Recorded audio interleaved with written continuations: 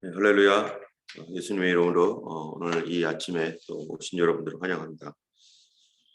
오늘 말씀은 이제 에베소 전도와 그 이후에 있었던 바울의 행적, 그리고 예루살렘으로 가서 예루살렘에 체포되기 전까지의 바울의 행적에 대한 말씀입니다. 사도 바울이 사도행전 13장에서 이제 제1차 전도 여행을 시작해서 14장에서 이제 1차로 마치고, 그리고 15장에서 다시 돌아와서 예루살렘 회의를 한 다음에 이제 16장에 다시 2차 전도 여행을 떠났습니다. 2차 전도 여행을 떠난 것은 1차 전도 여행지를 돌아보려고 떠났었는데요. 돌아보다가 계속해서 사도 바울은 특별히 어디를 마음에 두고 떠났냐면은 에베소에서 복음을 전하기를 그가 원하고, 그래서 그 부분에 대한 마음을 가지고 2차 전도 여행을 시작했습니다.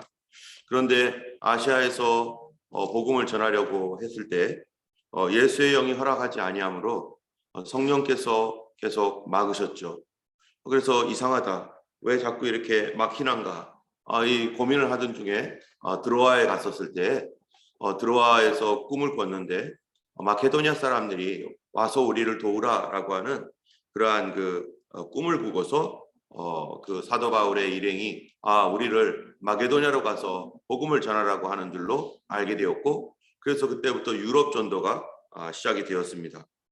유럽의 전도를 계속하면서 이제 사도 바울이 빌립보, 또 데살로니가, 고린, 아테네, 고린도까지 이렇게 복음을 전하는 가운데 그곳에서 많은 이제 교회가 세워지고, 그리고 이제 다시 돌아와서 2차 전도 여행이 어디서 끝나냐면은 18장 22절에서 2차 전도 여행이 끝납니다.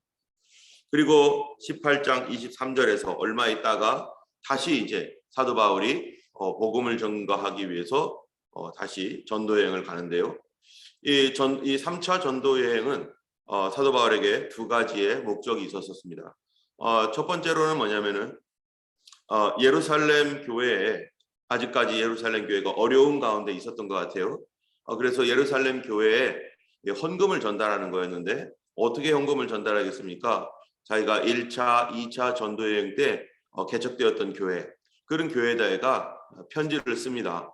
내가 갈 터인데 이 예루살렘 교회가 너무 어려우니 여러분 구조를 부탁합니다. 그래서 내가 갔을 때 그때 급하게 하지 말고 미리미리 준비해서 이 어려운 교회를 우리 함께 도와서 예루살렘 모 교회가 든든해질 수 있도록 여러분 준비해 주십시오 라고 하니까, 미리 이제 그런 이야기를 먼저 전하고 이제 사도 바울이 출발할 때 이제 예전에 전도했던 그런 장소들을 하나씩 들려가면서 이제 고린도까지 가서 다시 이제 돌아오는 그런 일정을 가지고 있기 때문에, 예루살렘으로 이제 언제까지 돌아오려고 계산하고 있었냐면은 오순절까지 돌아오려고 계산을 하고 있었습니다.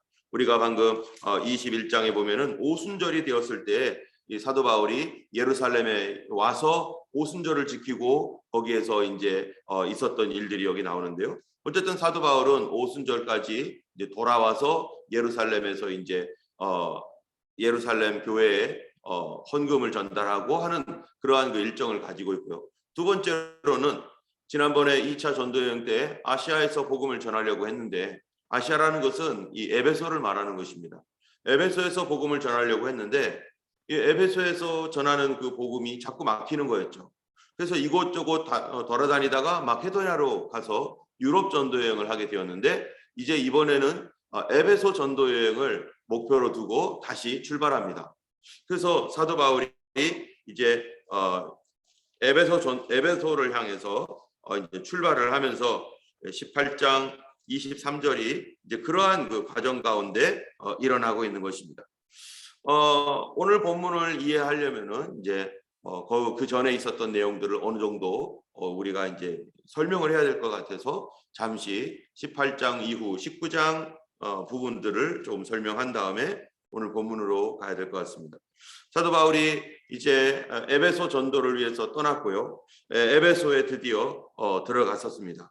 에베소에 있었을 때 사도 바울이 들어가기 전에 어떤 일이 있었냐면은 브리스길라와 아굴라가 바로 이 에베소에서 있었었는데요. 이 아굴라라고 하는 아볼로라고 하는 한 사람이 거기에 이제 와서 말씀을 가르치는데 이 사람을 데려다가 이제 하나님의 말씀을 자세히 풀어서 이제 말씀을 더 예수님에 관한 것을 자세히 가르칩니다. 이 사람은 요한의 세례만 알 뿐이지 예수님에 대하여서 정확하게 잘 모르는 어떤 그러한 상태에 있는 것이죠. 하지만 이 사람은 언변이 좋고 성경에 능통한 구약 성경을 아주 잘 아는 사람이었어요. 그 사람에게 예수 그리스도에 대한 복음과 이 말씀을 증거하고 이 사람이 이제 굉장히 이 주님을 더 깊이 알게 되었습니다. 그런 가운데 아굴라를 고린도로 보냅니다. 이 아볼로를 고린도로 보내어서 이 고린도 교회의 사정을 알아보고 고린도 교회를 돕도록 그렇게 해서 이 사람이 성경을 잘 알고 있는 사람이기 때문에 성경 교사로서 이렇게 고린도로 보냅니다. 고린도로 보내고 난 뒤에 드디어 이제 사도 바울이 에베소에 도착을 하게 됩니다. 에베소에 도착해서 사도 바울은 이제 그 에베소 사람들에게 물어봅니다. 너희가 믿을 때 성령을 받았느냐? 그랬더니 이 사람들이 성령은 잘 모른다고, 성령이 있는 것도 내가 들어본 적이 없다고. 그러니까 사도 바울이 믿는 그들에게 안수를 하고 하니까요, 성령이 임해서 그들이 예언도 하고 방언도 하고 그러는 가운데 놀라운 이런 일들이 일어나서 회당에서 이 유대인의 회당을 중심으로 해서 계속해서 석 달 동안을 하나님의 말씀을 가르칩니다. 하나님을 가르치는데 어떤 사람들은 막 이제 회당에서 그렇게 하니까 유대인들이 늘 그랬던 것처럼 이 사도 바울을 비방하고 핍박하고 하는 일로 인해서 사람들이 점점점 모이고 동시에 믿는 사람들이 많아지면서 사도 바울이 거기서 더 이상 하지 않고 두란노 소원으로 가가지고 두란노라고 하는 도서관에 가서 그 도서관에서 이제 사람들을 말씀을 날마다 이 2년 동안 이 말씀을 가르치게 되는 거죠. 이렇게 말씀을 가르치는 그 동안에 이제 에베소 교회가 개척이 되어서 사람들이 점점 많아지고 그리고 게다가 어떤 일이 일어나냐면 에베소라는 도시는 어떤 도시입니까? 이거는요 마법의 도시, 마술의 도시입니다. 그래서 수많은 그 에베소의 그런 마법사들, 마술사들이 거기서 예수님을 믿고 그들이 돌아와서 그리고 자기들이 그동안에 행했던 마술의 일들을 다 포기하고 불살라버리는 그런 일들이 일어나는 거죠. 우리도 예전에 우리가 복음을 전할 때 우리나라의 많은 미신들과 이런 것들이요 복음이 강력하게 전파되면요 그런 어떤 이 미신들이 다 무너지게 되고 점집들이 다 필요 없어지게 되는 거죠. 그러나 이 거꾸로 이 교회가 점점점 약화가 되면은 미신과 점집들이 더 많아집니다.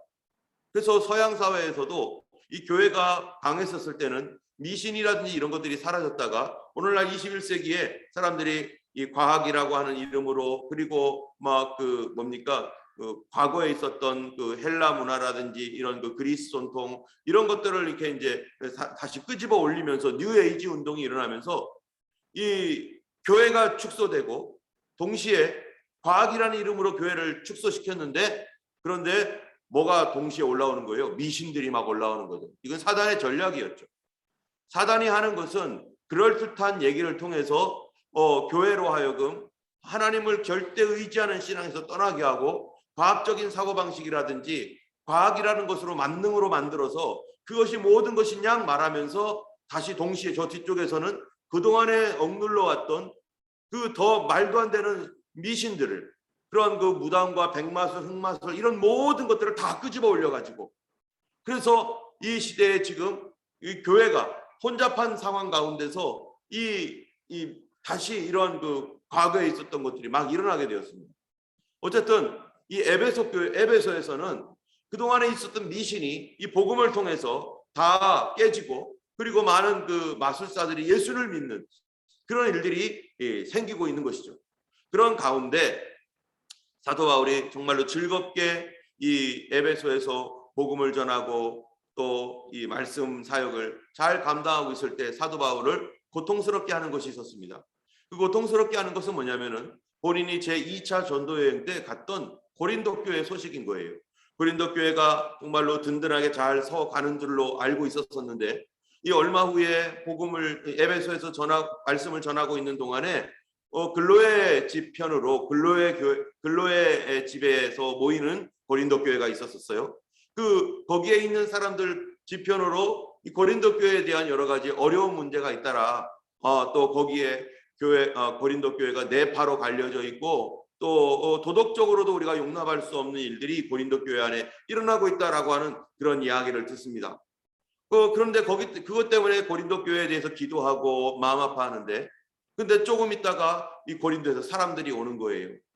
이 사람들이 와가지고 고린도 교회 형편도 얘기해 주면서 고린도 교회가 가지고 있는 여러 가지 질문들도 같이 갖고 옵니다. 그게 뭐냐면은 우상의 제물을 먹어야 되느냐 말아야 되느냐, 여자들이 머리에다 너울 같은 거를 그 당시에 사람들이 쓰듯이 교회에서 이거를 막 벗고 그러는 사람들도 있는데, 여자들이 머리에다 이런 너울을 써야 되느냐, 또는 송사에 대한 문제, 또 뭐 여러 가지 은사에 대한 문제. 고린도 교회에 많은 은사들이 나타났는데요. 이 은사들을 예언의 은사, 방언의 은사, 병고침의 은사, 막 이런 은사가 나타났는데, 이 은사들로 인해서 막 교회가 막 혼잡해진 거예요.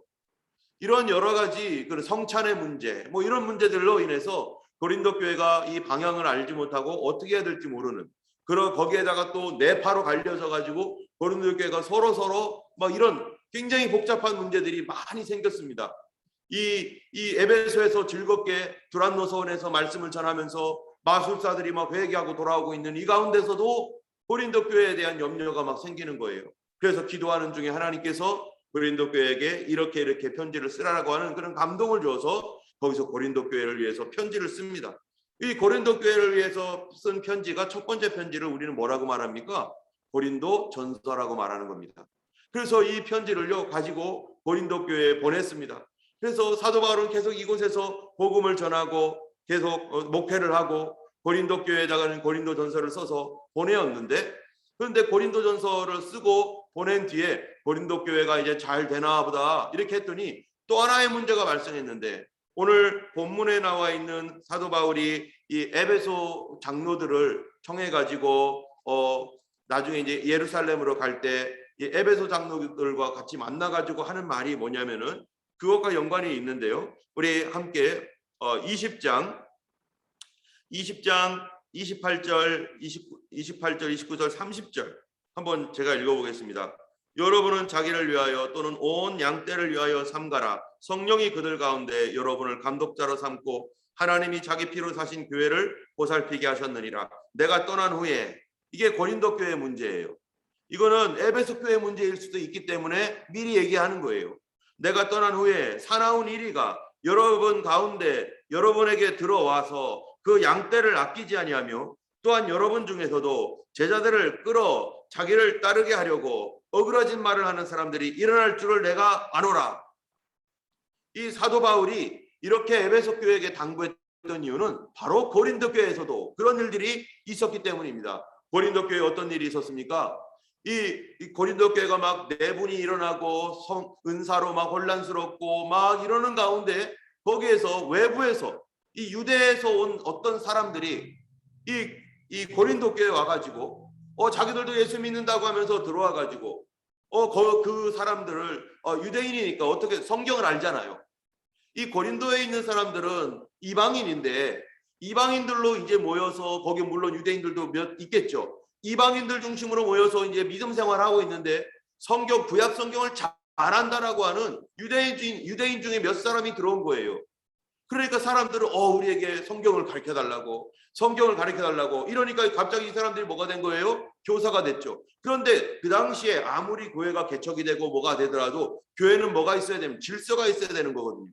그런데 질서가 없는 거예요. 무슨 질서가 없냐면은, 원래는 예루살렘으로부터 또 사도들로부터 파송이 되어가지고 교사들이 데살로니가 교회 무슨 교회 또는 사도 바울의 어떠한 이 사도적 권위 아래서, 또 교회의 어떠한 이 질서 아래서 이런 사람들이, 검증된 사람들이 교회에 가서 교사를 해야 되는 것입니다.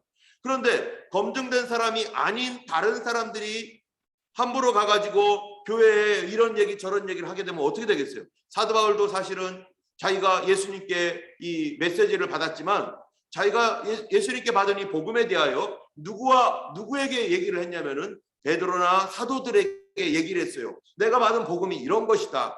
그러니까 사도들도 그 예수님이 12제자도 그렇구나, 우리랑 똑같다, 우리랑 똑같아. 그러니까 사도 바울이 그 교회의 허락을 받아서 복음을 전할 수 있었던 것입니다. 그런데 만약에 내가 받은 복음이 저 사람들과 좀 다르네? 그러면 어떻게 되겠어요? 그게 이단 아니겠어요?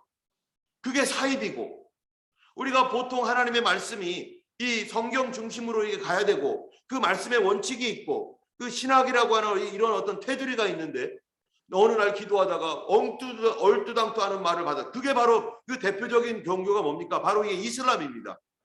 이 모하메드가 이 기독교회가 가지고 나 좀 써달라고, 유대교회가 가지고 나는 어떠냐고 뭐 이렇게 양쪽에서 네가 가지고 있는 건 이상하다, 잘못됐다라고 배척을 하니까 어떡합니까? 그래 해가지고 나와가지고 이슬람이라고 하는 그 성경을 다 왜곡해가지고, 창세기부터 왜곡해가지고 이렇게 만들어버린, 그리고 지금 만들어져 있는 그 이슬람의 코란도요, 이 모하메드가 죽은 뒤 200년이 넘어가지고 만들어 놓은 거예요. 그러니까 그 모하메드가 한 말인지 안 한 말인지 그걸 누가 알아요? 200년이나 넘은 것을 그거를 다시 집대성을 해서 뭔가를 한다는 게 말도 안 되는 거죠.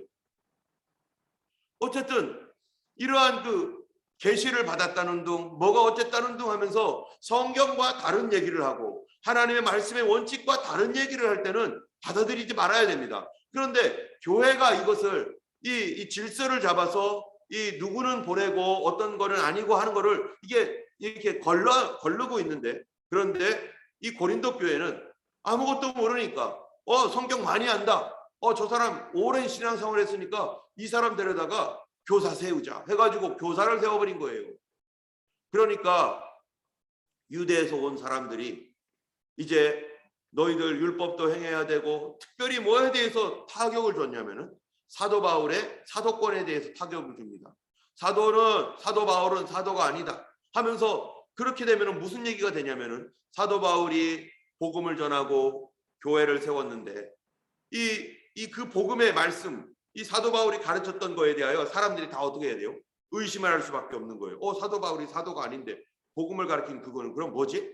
그거는 잘못됐다는 건가? 그러니까 그 사람들 그렇지, 잘못됐지 하면서 사도 바울의 그 오직 믿음으로, 의인은 믿음으로 말미암아 살리라라고 하는 이런 그 복음 메시지를 깨뜨리고 율법을 행하고 또 이런 어떠한 그 다른 교회에서 말하지 않는 율법적인 어떤 것들을 가리켜서 이 사람들을 가리키니까 교회가 혼란스러울 뿐만 아니라 사도 바울의 복음마저도 타격을 입고 사도 바울의 사도권에 대하여 공격이 드러나고, 보통 어떻게 합니까? 교회가 무너질 때는요, 안에서 이간질이 생겨서 두 파, 세 파로 갈린 다음에 그 다음에 목회자를 공격해요. 목회자를 공격해서 이 목회자가 주저앉게 되면은 그 다음에는 자기들이 싹 장악을 해버리고 필요 없는 사람 다 내보내고, 그리고 교회를 접수하죠. 여러분, 신천지가 어떻게 합니까? 신천지가 들어갈 때는요, 이 교회에 어떤 신천지 사람들 들어가가지고, 이단들 대부분 그러죠. 들어가가지고 교인들과 좋은 관계를 만들어 놓고 막 형님 아우 이러면서 막 엄청나게 친하게 지낸 다음에 그 다음에 하는 일이 뭐예요? 그 다음에부터 무슨 일을 하느냐? 사람들의 신뢰를 얻은 다음에 목회자를 공격합니다. 목회자가 어떻다고 이 목사님이 이렇고 저렇고 하는데 저기 바깥에 보니까 더 훌륭한 목사님이 있다는 둥, 어디 가니까 무슨 어느 인터넷 사이트 가보라고 하면서 여기 가보면은 더 좋은 메시지가 있다는 둥 하면서 교회의 하나됨을 흐트러 버리고 교회를 무너뜨리는 그런 사람들이 들어오는데, 이게 누구의 역사입니까? 마귀의 역사이죠. 그래서 교회를 분란이 일으켜가지고 그 교회를 반토막 내버리고, 그래서 이 아예 산옮기기 방법이라는 게 있어요. 이 신천지에 산옮기기 방법이 뭐냐면은 그 전도사라고 하는 이름으로 교회에 들어가면 개척교회 한 7명, 10명, 20명 있는 이 작은 이런 개척교회 그 몇몇 한두 사람하고 더 같이 들어가가지고 이 사람이 전도사라는 이름으로 들어가요. 그러면서 목사님한테 가가지고요, 목사님 제가 아무개 그 신학교도 나오고, 다 거짓말이죠. 전도사인데요, 이곳에서 섬기고 싶습니다. 저는 무보수로 섬기겠습니다. 이러는 거죠. 그러면 한 사람이라도 더 필요한 교회에 귀한 전사님이 왔다니까 얼마나 좋아요. 그래가지고 그러시냐고 전사님 오시라고 하면서 그 목사님은 그냥 확 받아버리는 거예요. 검증도 안 하고. 그러니까 답답하고 또 어려운 상황이니까 뭐 누구든지 받은 거예요. 받아서 이제 이분에게 뭐 찬양도 시키고 또 어떨 때는 설교도 시키고 또 어떨 때는 성경 공부도 시키고 또 목사님 목회로 나름대로 하면서, 그런데 이분이 가면서 성도들에게 작전을 쓰는 거죠. 굉장히 잘해요. 성도들의 마음을 다 얻어버립니다. 성도들의 마음을 다 얻고 자기는 외부로부터 지원을 받으니까, 돈이나 뭐 이런 걸 지원을 받으니까 목사님 몰래 성도들을 다 마음을 사요. 그래가지고요, 목사님만 모르는 거예요. 목사님만. 몇몇 성도들이 목사님한테 이런 것에 대해 얘기하지만 목사님에게도 되게 잘하니까 그럴 리 없다고. 그러다가 나중에 어느 순간에 성도들을 싹 포섭을 해가지고 목사님에 대한 이 얘기를 시작하기 시작합니다. 이 목회자가 이렇고요, 저렇고요. 이런 얘기가 나오면서 성도들과 목회자를 갈라버리고, 성도들과 목회자가 갈라진다면 어떻게 됩니까? 그 다음에 목사님이 쫓겨납니다. 그리고 그 전체 교회를 한꺼번에 뭐가 돼요? 그 이전에 이미 목사님이 허락지도 않았는데 교회에서 자기들끼리 성경 공부를 시작한 거죠. 그래서 이미 신천지로 사람들이 많이 돌아가 있는 상태. 그리고 그 교회에서 있는 사람들을 바깥으로 끄집어내 가지고 바깥에서 성경 공부를 시켜요. 교회 안에 이런 일을 하는 사람들, 만약에 교회에서, 예전에도 저희 교회도 어떤 사람이 그런 일이 있어 가지고 제가 그만큼에서 그 다음부터는 교제도 안 하는데, 부흥회가 있었습니다. 우리 교회에서 부흥 집회가 있는데 이 사람이 자기가 뭐예요? 선교사라는 거예요. 선교사라고 하는데 저의 허락도 없이 교회에서 성도들에게 함부로 자기가 기도해 주는 거예요. 여러분, 이게 말이 됩니까? 교회에 질서가 있는데, 아니 외부에서 잠깐 왔던 사람이 우리 교회 성도를 자기가 뭐라고 안수를 하고 기도를 합니까? 그런 일들이 일어나는 거예요. 한 번은 우리 교회 초창기에도 그런 일이 있었는데 어떤 목사님 가정이 교회에 왔었습니다. 이제 같이 뭐 이렇게 하자고. 그런데 알고 봤더니, 아니 우리가 11시에 예배인데 그분이 벌써 9시에 와가지고 가족과 함께 예배를 드린 거예요, 여기서. 그리고 또 다른 사람들이 여기서 이렇게 뭔가를 하는 거죠. 얼마나 놀랐겠어요, 제가. 이러한 일들이요, 이 교회 안에 얼마든지 사단이 이제 막 성장하고 내리려고 할 때 아무것도 모르는 순진한 성도들을 이렇게 포섭을 해가지고 이단으로 데리고 가거나 교회를 무너뜨리거나 하는 모든 일들이 바로 사단의 역사인 거예요. 이런 일들로 인해서 고린도 교회와 이 사도 바울과는요, 이제 마음이 상해버렸어요. 그리고 사도 바울을 지속적으로 공격합니다. 이런 공격 가운데 사도 바울이 고통을 받고 있는데, 자기가 개척했던 그 교회 이제 잘 성장하고 다음 사람에게 물려줘서 왔더니 거기에 있는 사람들도 다 번아웃 당하고, 외부로부터 온 사람들, 검증도 안 된 사람들은 함부로 와서 성경 공부시키고 기도해 준다고 하고 은사가 자기들도 있다고 하면서 막 이러면서 교회를 완전히 부숴놔 버렸어요. 이것 때문에 사도 바울이요, 너무나 가슴이 아파가지고 에베소에서 고린도로 그냥 곧바로 달려갑니다. 곧바로 가가지고 이거를 해결하려고 곧바로 배를 타고 거기를 가요. 그런데 그쪽에서 이미 사람들의 마음이 사도 바울에게 많이 돌아섰기 때문에 그들이 돌아오지 않습니다. 고린도 교회에 들어가서 오히려 더 상처만 받고 마음 아픈 상태에서 사도 바울이 도저히 안 되겠다 해가지고 돌아와요. 아마 사도 바울이 너무나 기가 차가지고 기도도 하지도 않고 막 그냥 갔던 것 같아요. 오늘 사도행전에는 나오지도 않는 이야기죠. 고린도 전서, 고린도 후서 가면은 이제 나오는 거죠. 그래서 돌아와가지고 그 다음에는 눈물로 편지를 씁니다. 다시. 그래서 이 편지를 써가지고 이 고린도 교회에게 다시 보내요. 다시 보낼 때 사도 바울이 얼마나 기도했겠습니까? 그 눈물로 내가 어떻게 당신들에게 이 메시지를 전했고 하는 것들을 쓰면서 기도하면서 한 교회가 다시 세워질 수 있도록 그렇게 기도를 하고 편지를 써 보냈는데, 바로 이 고린도 교회가 그제서야 그 중간에 들어왔던 사람들의 정체를 알게 됐던 거죠. 그들이 잘못됐다는 것을 알게 됐다는 거죠. 그래서 그들이 가르쳤던 거 다 잘못됐구나. 이 교회를 무너뜨리려고 하는 이 사단의 계략이었고, 이게 하나님이 기뻐하지 않는 방법이었고, 질서가 무너졌구나. 그래가지고 다시 그들이 회개하고 돌아와서, 그래서 사도 바울이 이런 눈물로 쓴 어떤 이 편지에 대하여 이 가지고 왔던 디도가 있었습니다. 이 디도가 다시 이 고린도 교회가 어떻게 됐는지를 알려주는 편지를 가지고 이제 오는 과정에 바로 에베소 교회는 지금 이렇게 하고 있는 것이죠.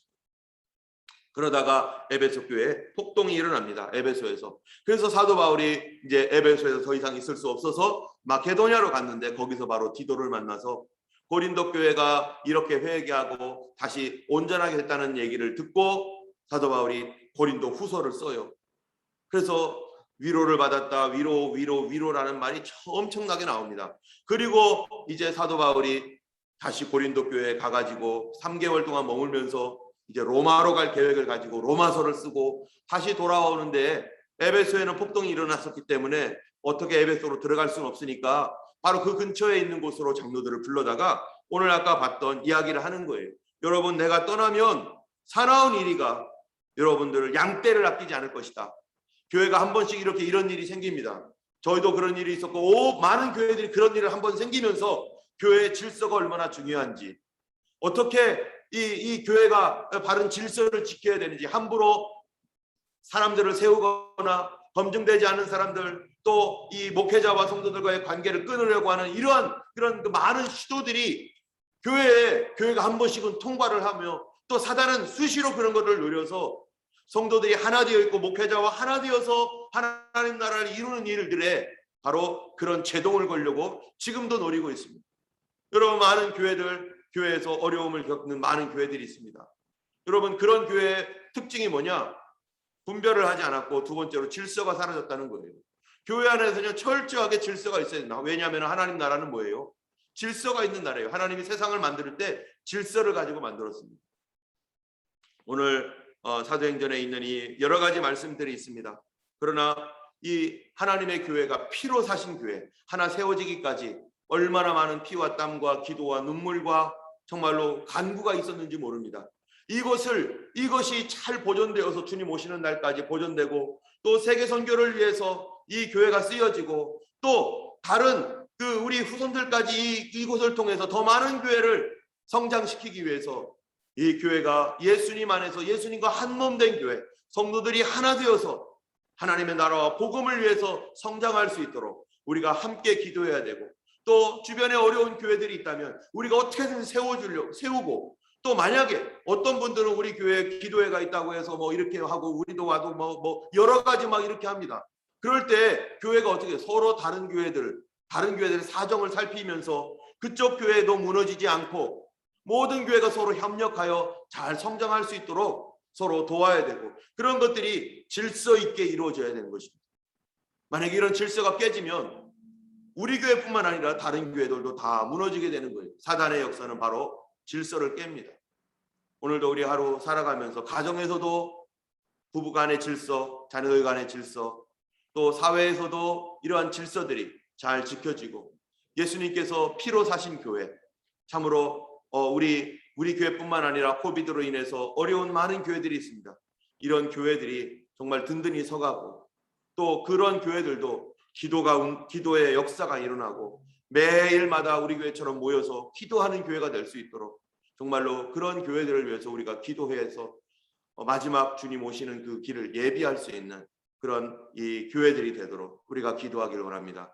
이 시간 우리가 기도할 때, 끝나고 기도할 때 바로 오늘은 특별히 그런 교회들, 시드니에 있는 한국교회와 또 호주교회들을 위해서 여러분 많이 기도해 주시고, 좀 그런 교회들이, 어려운 교회들이 잘 서갈 수 있도록 기도해 주시면 감사하겠습니다. 기도하겠습니다.